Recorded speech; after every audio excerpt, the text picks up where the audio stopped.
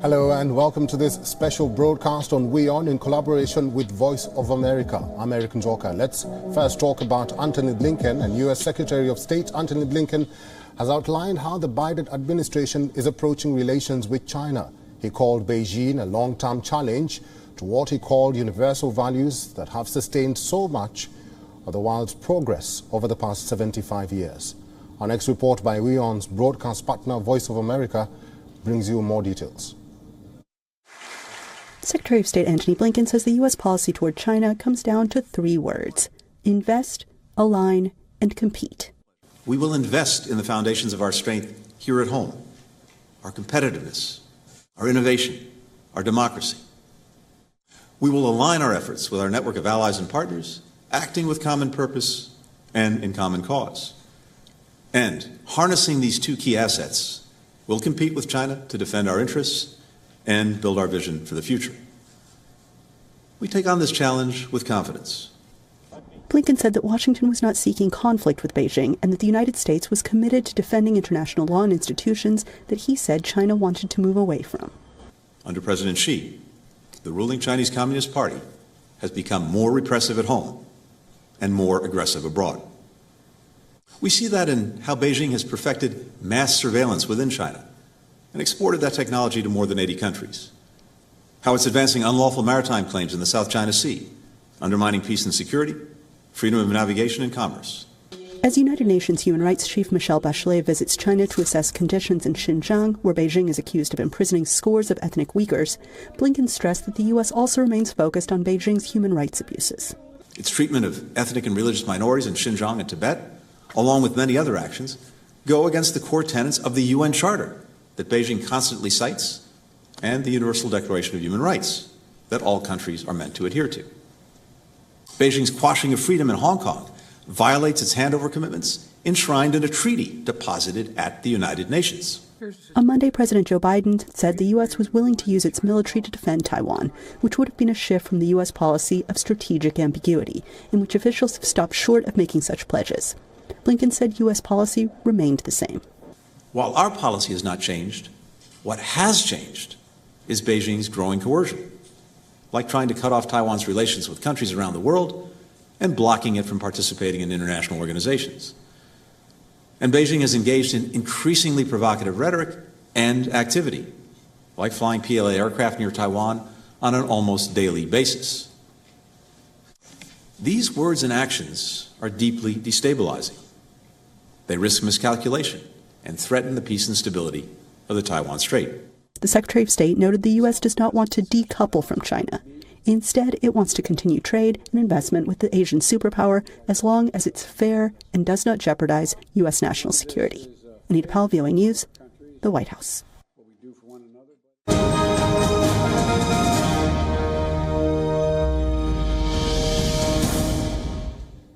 Joining us now with more analysis is VOA's Jessica Stone. She is live from Washington, D.C. Good to see you, Jessica.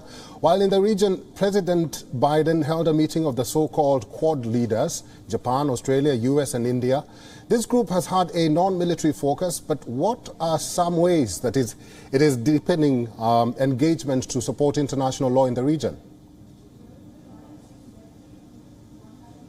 Well, in many ways, illegal fishing has become the battleground in the Indo-Pacific. And so experts say China is a chief offender of illegal fishing, going into other countries' exclusive economic zones and allowing their vessels to go there. So what the Quad has done is that they've put together a fund where they're going to share resources, financial resources, as well as satellite technology with the countries in the Indo-Pacific to allow them to prosecute and police their fishing waters much more heavily. And this goes along with the greater emphasis that the U.S. has placed on its relationship with the Southeast Asian nations within ASEAN. You see a lot more Coast Guard cooperation coming out of the U.S.-ASEAN summit in Washington 2 weeks ago. And of course, all of this is imperative for any country that comes in and out of that region because these are major global trade routes. Jessica, Taiwan is closely monitoring the U.S. response to the Ukraine conflict, and Washington recently passed a $40 billion aid package to Ukraine. What can you tell us about that? Well, this is the largest aid package passed by the U.S. Congress and signed by the president to date. It is $40 billion, and it's so important to the U.S. government that a civilian White House aide actually took the law itself, or the bill, I should say, in a leather suitcase and flew commercial aircraft to South Korea to get it signed while the president was in the region. So we still do things by pen and paper in that way here in the United States. This measure does provide U.S. military equipment, much of it in kind, also works on public health and medical support for the refugee population that's streaming into the rest of Europe. And it comes on top of providing a $100 million in military equipment to Ukraine. But we are beginning to see signs of caution within the support. Even though most of it has been very, very strong in the U.S. Congress, there are Republicans, 11 senators this time did not vote for this measure, arguing that that the U.S. has been involved in other wars and long-term engagements such as Afghanistan, where there was no clear victory for 20 years. As you know, we just recently pulled out of that region. And that they don't want to get U.S. resources committed long-term again to another country. Jessica Stone, stay with me because I want your input on this next report. The world's billionaires have increased their wealth by trillions of dollars since the beginning of the coronavirus pandemic. This comes as the poorest countries are struggling with soaring commodity prices and rising debts. These are the findings of a newly released analysis by the charity Oxfam. More details in this next report by WION's broadcast partner, Voice of America. As the global business elite gather in the Swiss mountain resort of Davos for the World Economic Forum, Oxfam says they have reason to celebrate. An analysis by the charity shows the wealth of the world's 2,668 billionaires has risen by $3.78 trillion since 2020. Firstly, and primarily because of the trillions of dollars that rich countries poured into the economy in response to COVID-19. So that was the first thing, and that drove up asset prices. And now we're seeing this really sharp increase in addition in the fortunes of food and energy billionaires, as you see the profits in those sectors soar because of prices rising. According to Oxfam, 573 new billionaires have been created since 2020, and the world's 10 richest men now own more wealth than the poorest 40% of humanity, or 3.1 billion people. As the rich have got richer, the past 2 years have seen the poor getting poorer, with decades of progress against poverty now at risk. The crisis of inequality, a crisis of climate-induced hunger all over the world, and then on top of that, the food price increases and the problems of COVID-19. You put that all together, you have more than a perfect storm, and it's going to hurt a lot of people, and it's going to kill a lot of people. The World Food Programme warns 49 million people are at immediate risk of famine in 43 countries. Our needs right now are extra $6 to $8 billion that we need. We're only asking for 1 to 2 days worth of their net worth increase. Is that too much to ask to stabilize the world against famine, destabilization, and mass migrations? The World Food Programme says Ukraine supplies enough grain to feed 400 million people, but its ports are blockaded by Russia. If we don't get those ports open, you're going to be talking about a food pricing problem over the next 10 to 12 months. But next year, it's going to be a food availability problem, and that is going to be hell on earth. Oxfam says governments do have the power to tackle the growing inequality. This is our money that's driven up the fortunes of these companies.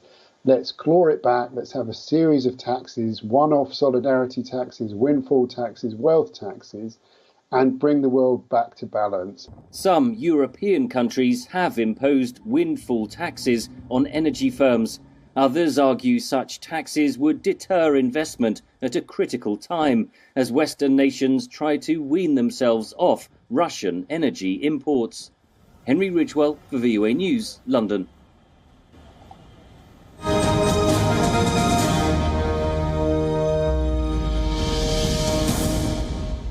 Well, joining us once again to further discuss more about how inequality and inflation is shaping U.S. politics is VOA correspondent Jessica Stone. Jessica, thank you very much for staying on. 5 states held the first round of Republican Party elections on Tuesday. What can we learn about the impact the economy is having on these American political races?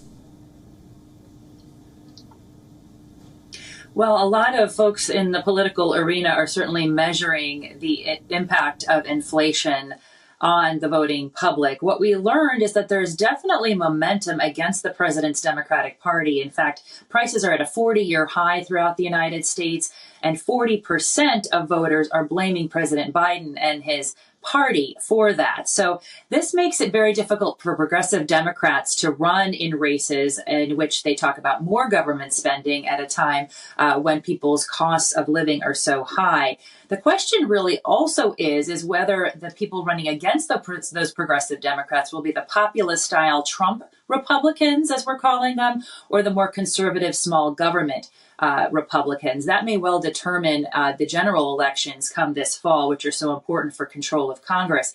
In terms of what we've learned of the impact of former President Trump on our politics in this round of elections, what we've learned is that his endorsement made a difference in some races and not in others. We saw people with the endorsement win. We saw people without the endorsement win in the Republican voting contest. And, you know, a central point of his candidacy and his endorsements has been this denial of the results of the 2020 presidential election. What we saw, for example, in the state of Georgia is that people came out early to vote. And that suggests that they are much more engaged in the voting process at a time and in a state where there have been efforts made to curtail voting, our Democrats would argue.